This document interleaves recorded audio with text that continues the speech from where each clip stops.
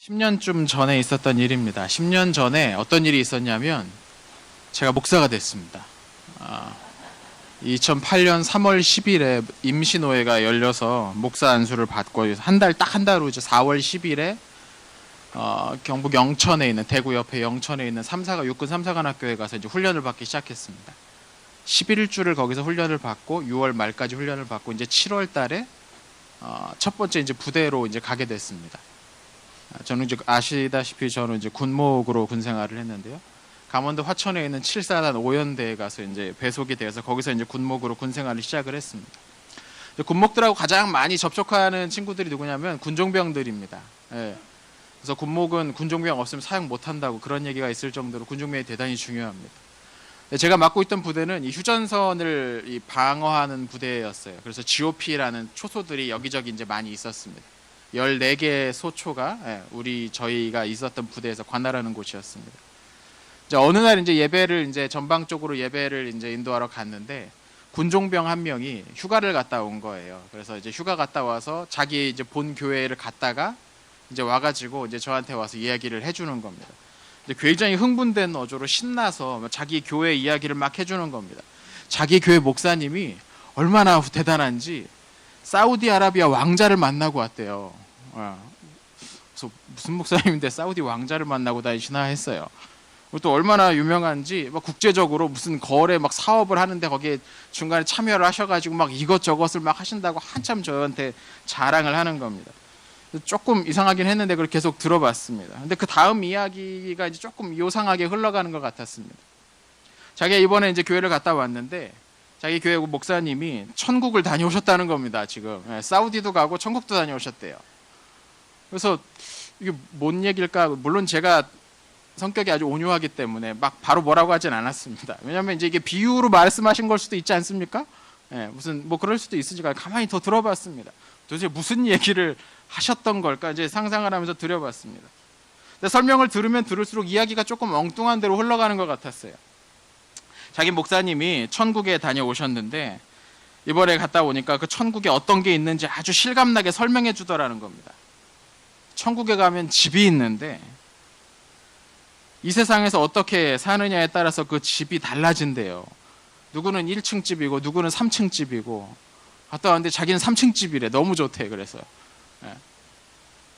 근데 조금 막 이상하지 않습니까? 그 집이 어떻게 장식되어 있는지 어떻게 하면 어떻게 그 집이 멋있게 장식되고 어떻게 높이 올라가고 막 그런 얘기를 한참을 해주더라는 겁니다. 저는 아직도 그때 그 얘기가 이게 꿈인지 환상을 얘기했던 꿈꾼 걸 얘기했는데 아직도 모르겠습니다. 이 정체를 모르겠습니다. 그래서 하도 이상해서 도대체 우리 형제를 어느 교회 다니냐고 이거 물어봤어요. 그랬더니 이름만 대면 다 알만한 아주 큰 교회에 다니고 있다고 합니다. 이단 시비가 조금 있긴 했던 그런 곳이기도 했습니다. 여기서 지금 그 얘기를 하지는 않겠습니다. 그 이름이 어딘지는 얘기하지 않겠습니다. 근데 생각해보면 이런 이야기가 우리가 낯설지 않지 않습니까? 낯선 이야기가 아닙니다.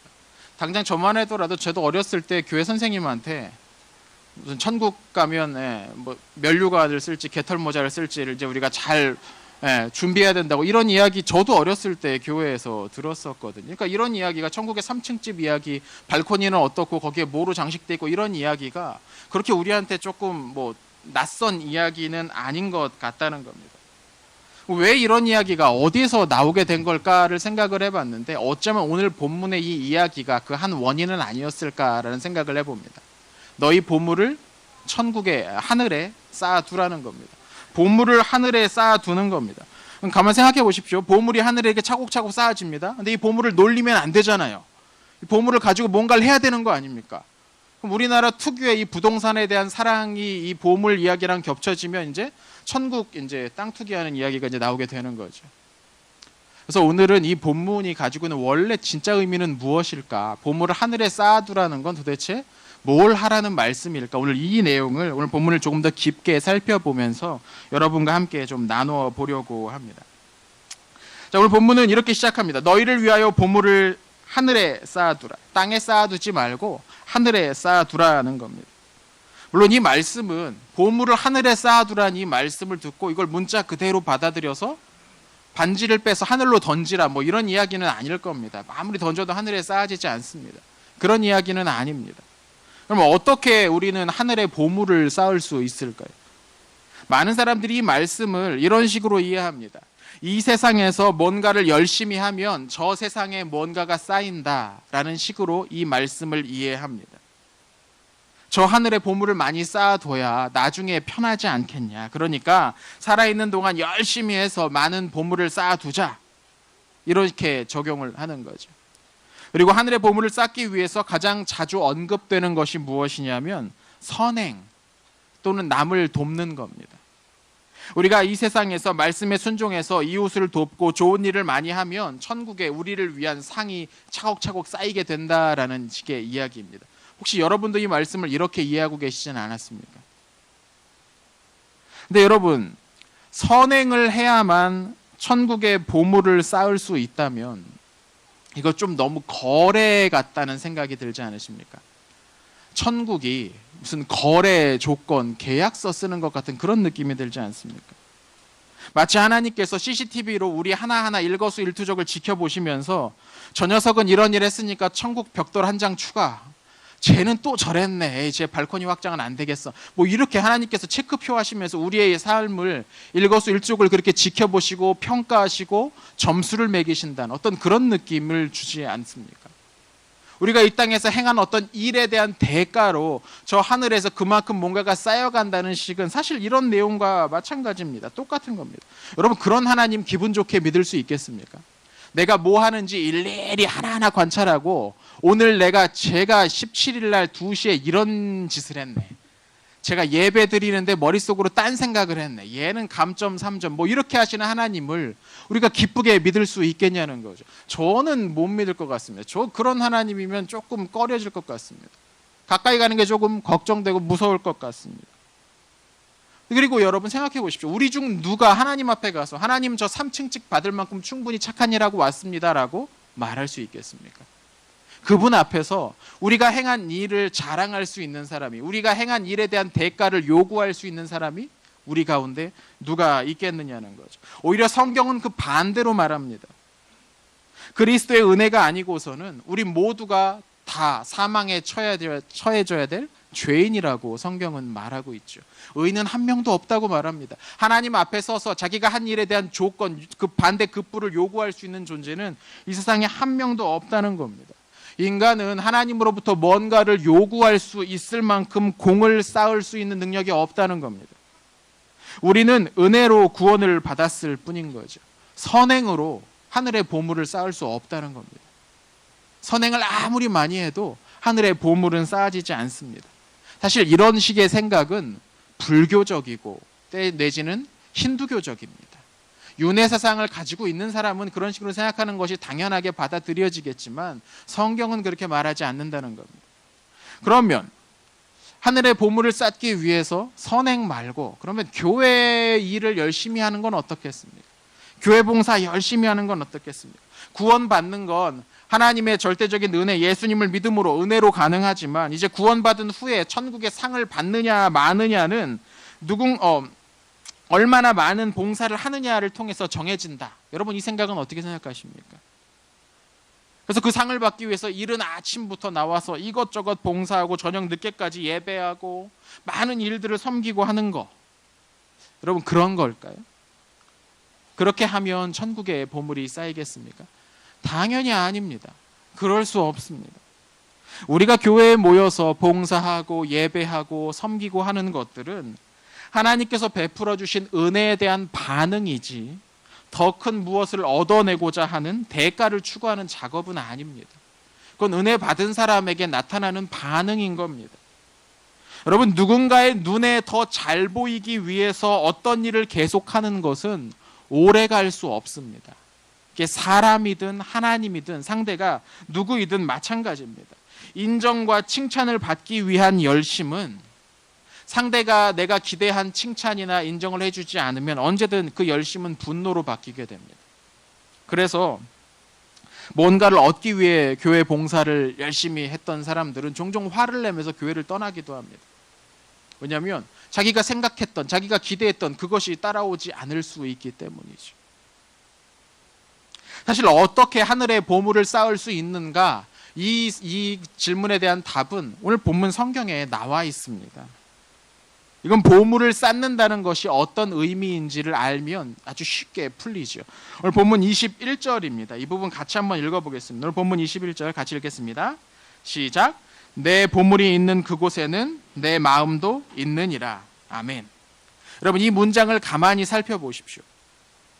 여기에서 예수님은 보물을 쌓는 것과 어딘가에 마음을 두는 것을 동일 선상에 놓고 말씀하십니다. 그러니까 즉 어딘가에 보물을 쌓는다는 것은 그곳에 우리의 마음을 두며 산다는 것과 마찬가지라는 거죠. 성경에 예수님께서 이미 그렇게 말씀하고 계신다는 겁니다. 그러니까 하늘의 보물을 쌓는 것은 나중에 어쩌면 죽은 다음에 좋은 것을 얻기 위해 지금 살아있는 동안 열심히 어떤 일을 해야 한다는 말이 아니라 이 세상을 살아갈 때에 우리가 우리의 마음을 저 하늘에 두고 살아야 한다는 겁니다. 우리의 소망을 저 하늘에 두고 살라는 그 말씀을 너희 보물을 하늘에 쌓아두라는 말로 하셨다는 거죠.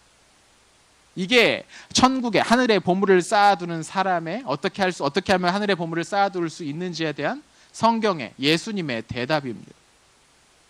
자, 보물을 하늘에 쌓는 것이 하늘에 마음을 두고 사는 것이다라는 것을 우리가 알게 됐습니다. 그럼 이제 하늘은 무엇일까요? 여기서 나오는 하늘은 무엇일까요?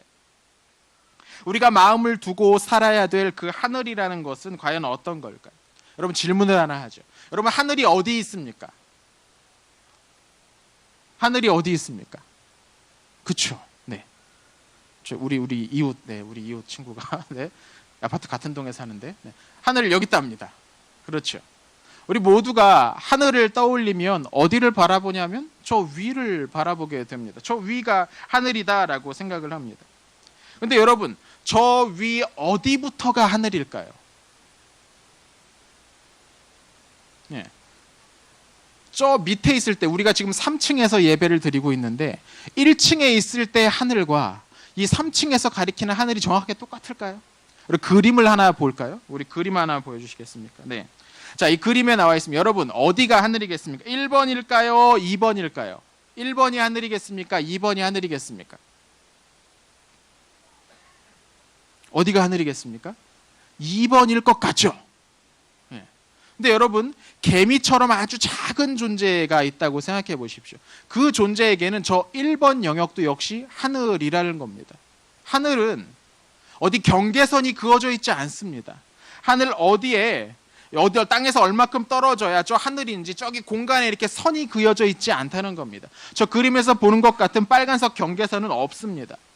우리가 과학 시간에 성층권이니 중간권이니 뭐 이런 것들을 배우는데 이런 것들은 사람들이 임의로 만들어 놓은 거지 실제로 하늘 위로 쭉 올라가 보면 하늘 위엔 어떤 선도 없습니다.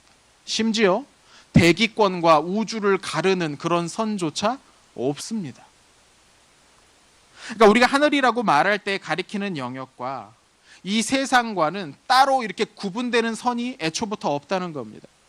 하늘은 이 세상을 덮고 있습니다. 사실 하늘은 우리가 사는 이 세상과 연결되어 있다는 겁니다. 우리는 흔히 하늘을 저 멀리 어딘가로 생각을 하지만 실제로 하늘과 이 세상을 가르는 선은 우리 마음속에 있을 뿐인 거죠. 하늘은 처음부터 이 세상과 맞닿아 있는 그런 영역입니다. 우리가 하늘에 대해서 이렇게 이해할 때 예수님께서 이 세상에 가져오신 천국을 제대로 이해할 수가 있는 겁니다. 사실 오늘 본문에 나오는 이 하늘은 천국을 가리키는 말입니다. 천국이란 말은 그리스어로 보면 바실레이아 톤 우라논이란 말입니다. 직역하면 하늘들의 나라란 얘기입니다. 하늘의 나라. 그리고 오늘 본문 19절 20절에 나오는 하늘도 역시 헬라어로는 똑같이 우라노스라는 단어를 사용합니다. 만약 하늘이 이 세상에 맞닿아 있는 채 우리를 둘러싸고 있다면 그 하늘의 나라인 천국 역시 마찬가지로 이 세상을 둘러싸고 있다는 겁니다. 천국은 이 세상에 와서 이 세상을 감싸고 있다는 것이죠.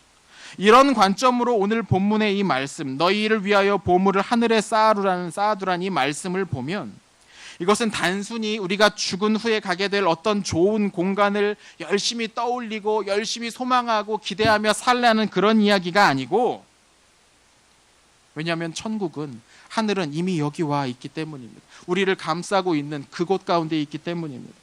그래서 이 말씀은 지금 여기 뭔가를 열심히 하면 나중에 좋은 것을 주겠다는 시간차 계약이 아니고 지금 바로 여기에서 일어날 어떤 일에 관한 이야기라는 겁니다. 우리의 보물 하늘에 둔다는 이야기는 나중에 얻게 될 무엇이 아니고 지금 우리가 그렇게 해야 되고 그렇고 지금 어떤 변화가 일어날 그런 일에 대한 이야기라는 겁니다. 예수님께서 제자들에게 천국을 마음에 두고 살아야 된다. 너희 마음을 천국에 두어야 한다. 값비싼 보물처럼 천국을 여기라고 말씀을 하시죠. 그리고 그 천국이 얼마나 좋은지를 직접 보여주십니다. 하나님께서 직접 다스리시는 그 아름다운 나라의 모습은 사실 이미 구약에서도 여러 모습으로 설명되어 있죠. 특별히 레위기나 신명기 같은 율법을 통해서 보면 하나님이 다스리는 그 나라가 얼마나 아름다운지 설명이 잘 되어 있습니다. 그런데 예수님께서는 그렇게 글로만 적혀져 왔던, 백성들이 글로 배워왔던 그 천국을 실제로 보여주시기로 작정하셨습니다.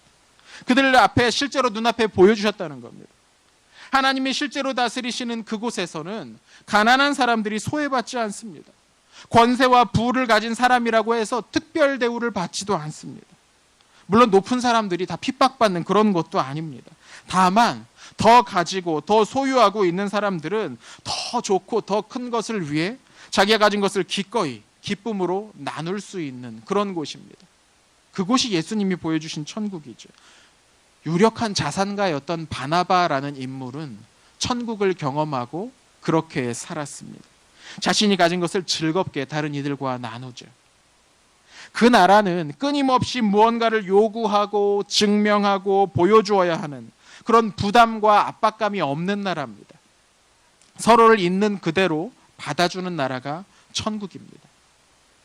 자신을 꾸미지 않아도 되는 거죠. 자신의 약점을 다른 사람에게 내어 보여도 그것이 치욕이나 부끄러움이 아니라 도리어 더 큰 사랑으로 품어주는 그런 일들이 일어나는 곳이 바로 천국이라는 겁니다. 예수님께서 이 세상에 가지고 오신 나라가 바로 그런 나라였습니다.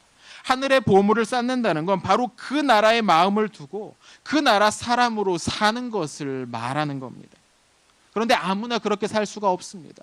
아무나 그렇게 천국에 소망을 두고 마음을 두고 살 수가 없습니다. 천국을 보고 듣고 경험한 사람만 그렇게 살 수 있습니다. 보지 못하고 그렇게 사는 척 할 수는 있지만 오래 갈 수가 없다는 거죠. 왜냐하면 이 세상이 매일매일 우리를 숨막히게 하기 때문입니다.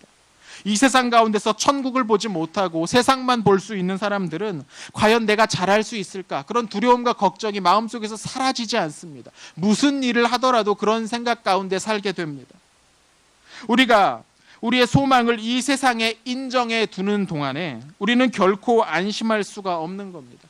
사람들이 우리를 어떻게 생각할까? 얼마나 내가 비싼 차 타고 다녀야, 얼마나 크고 좋은 차 타고 다녀야 날 무시하지 않을까? 이런 것들에 우리의 마음을 두면 초조해집니다. 불안해집니다. 염려가 사라지지가 않아요. 세상 사람들과 나를 비교만 하면 내가 가진 것이 얼마나 좋은 것인지 보지 못하게 됩니다. 그런데 천국을 보면 다르다는 겁니다. 천국을 보지 못하는 사람은 지칠 수밖에 없어요. 언제 어떤 모양으로 어떤 것을 알지 못하게 되는데 언제까지 힘을 쓸 수 있겠습니까? 그러니까 천국을 보지 못한 사람들은 천국에 관한 이런저런 환상적인 이미지를 짜깁기 해서 사람들에게 보여주려고 합니다. 그곳이 얼마나 반짝이고 그곳에서 얼마나 좋은 음식을 먹고 얼마나 편한 곳이 상상을 덧붙여요. 왜냐하면 그렇게 해서라도 사람들을 거기에 메어두기 위해서입니다. 그러나 진짜 천국을 경험하면 예수님께서 가지고 오신 그 천국을 조금이라도 맛보면 굳이 그런 허황된 상상력이 우리에게 필요가 없습니다. 그냥 보고 경험하면 되는 겁니다. 그러면 거기에 푹 빠져서 다른 것을 따라가지 않게 되는 겁니다. 여러분, 예수님을 보며 기뻐하고 그분을 막 환영했던 사람들의 이야기가 복음서에 많이 나옵니다. 그 사람들은 언젠가 죽고 나면 받게 될 3층 집을 떠올리며 예수님을 환영했던 게 아닙니다. 그들은 예수님을 보고 예수님이 가져오신 그 천국의 모습을 보고 기뻐했던 겁니다. 그리고 그 천국에 보물을 두고 마음을 두고 살기 시작했던 겁니다. 헌신이 부담이 아니라 기쁨이 됩니다. 다른 이들을 섬기는 것이 짐이 아니라 힘이 되는 겁니다. 천국을 경험하고 나니 그렇게 변했던 겁니다. 한결같이 예수님 안에 있던 그 천국을 보고 경험했던 사람들의 삶 가운데 그런 변화들이 나타나죠. 여러분, 이 차이가 보이십니까? 천국에 무엇인가를 쌓기 위해 섬기고 양보하고 헌신하는 것이 아니고 이미 천국의 보물을 쌓아 두었기 때문에 그런 삶을 살 수 있었다는 겁니다. 이 차이를 구분하고 제대로 깨닫는 것, 그리고 우리의 마음을 그렇게 천국에 두며 살아가는 것, 이것이 굉장히 중요합니다. 이 세상에 가까운 천국을 보는 일은 그래서 참 중요한 일이죠. 천국을 볼 수 있는 사람들만 예수님이 말씀하신 온전히 우리의 전 마음을 그곳에 두고 살아갈 수 있기 때문입니다. 하지만 천국을 봐도, 어디를 봐도 그 천국을 볼 수 없는 사람들은 그것이 불가능하죠. 예수님도 이것을 잘 아셨습니다. 그래서 오늘 본문 22절과 23절을 보면 이렇게 말씀을 하십니다. 이 부분도 같이 한번 읽어보겠습니다. 본문 22절, 23절입니다. 눈은 몸의 등불이니 그러므로 내 눈이 성하면 온 몸이 밝을 것이요 눈이 나쁘면 온 몸이 어두울 것이니 그러므로 내게 있는 빛이 어두우면 그 어둠이 얼마나 더하겠느냐. 지금 여러분 문맥을 가만히 따라와 보십시오. 지금 예수님께서 하늘에 보물을 쌓아두어야 된다라는 말씀을 하시다가 갑자기 눈이 좋아야 된다는 말씀을 하십니다. 어떻게 보면 조금 이상하죠. 근데 마태는 이 둘이 서로 아주 밀접하게 연결된다고 생각했던 것 같습니다. 실제로 그렇습니다. 눈이 온전한 사람은 예수님께서 단지 몇 가지 신기한 마술을 행하신 것이 아니라 그분을 통해 하나님이 다스리시는 새로운 세상이 시작되었음을 볼 수 있는 사람들입니다. 그 사람들은 눈이 성한 사람, 눈이 온전한 사람들이죠. 그걸 볼 수 있는 사람은 그곳에 보물을 쌓게 됩니다. 물론 여전히 이 세상은 우리를 당황시키고 걱정시키고 낙심하게 만들죠. 그런데 천국을 볼 수 있는 사람은 천국이 있기에, 천국을 먼저 맛보며 살고 있기에 끝까지 낙심하지 않을 수 있는 겁니다. 하지만 눈이 나쁜 사람들, 이 세상에 와 있는 그 천국을 볼 수 없는 사람들은 온몸이 어둡습니다. 어디에도 참된 쉴 곳을 찾을 수 없게 되는 겁니다. 천국을 보는 것, 천국을 보고 경험하고 맛보는 것, 이것은 매우 중요합니다. 그래야 천국에 마음을 두고 살 수 있기 때문입니다. 천국에 보물을 쌓아두라는 이 보물, 이 말씀은 계속 반복해서 말씀드리지만 내가 나중에 큰 상을 줄 테니까 너희는 죽을 때까지 힘써서 나를 위해 일해라 라는 고용계약서 속에 있는 한 구절이 아닙니다. 천국의 보물을 쌓아두라는 이 말씀은 우리의 눈이 열려 이 세상에 있는 천국을 보게 될 때 비로소 그 안에서 우리가 안식을 누릴 수 있다는, 그러니 너희도 이 안에 들어와서 함께 쉬고 즐기자는 초청장 속에 있는 문구입니다. 이건 우리로 하여금 더 많은 일을 해야 된다고 요구하는 그런 명령이 아니라 다 같이 이리로 와서 이 천국을 바라보며 함께 즐기자, 이 천국의 삶을 살자는 초청장 속의 문구라는 겁니다. 천국을 경험한 사람들은 누구나 이 초청에 기쁨으로 응답하겠죠. 그리고 일단 그렇게 되면, 일단 우리가 천국을 보게 되고 천국에 우리의 마음을 두게 되면 이제부터 우리가 행하는 모든 일들은 천국의 보물을 쌓는 일이 또한 되어버립니다. 천국을 마음에 품고 밥을 짓고 반찬을 만들고 어떻게 하면 이 나물에 더 고소함을 더할 수 있을까를 고민하는 그 행위는 천국의 밥상을 준비하는 일이 되는 겁니다. 천국을 마음에 품고 출근하고 공부할 때 그것은 단순히 밥벌이가 아니라 천국의 한 부분을 든든히 세워가는 그런 자랑스러운 일이 되는 겁니다. 천국의 보물을 쌓는다는 것은 우리에게 무슨 거창한 헌신이나 더 큰 봉사를 하라는 말씀이 아니라 그렇게 매일매일 천국을 기억하면서 그 나라의 원리를 여기저기 퍼뜨리며 살아가라는 겁니다. 그럴 때 우리 가운데 천국이 더욱더 든든히 세워지겠죠. 이번 한 주 이 천국을 우리의 마음에 두고 살아가셨으면 좋겠습니다. 청년들과 학생들이 기말고사 중이거나 이제 기말고사를 앞두고 있습니다. 대단한 도전이죠. 불안하죠. 걱정되게 만들 겁니다.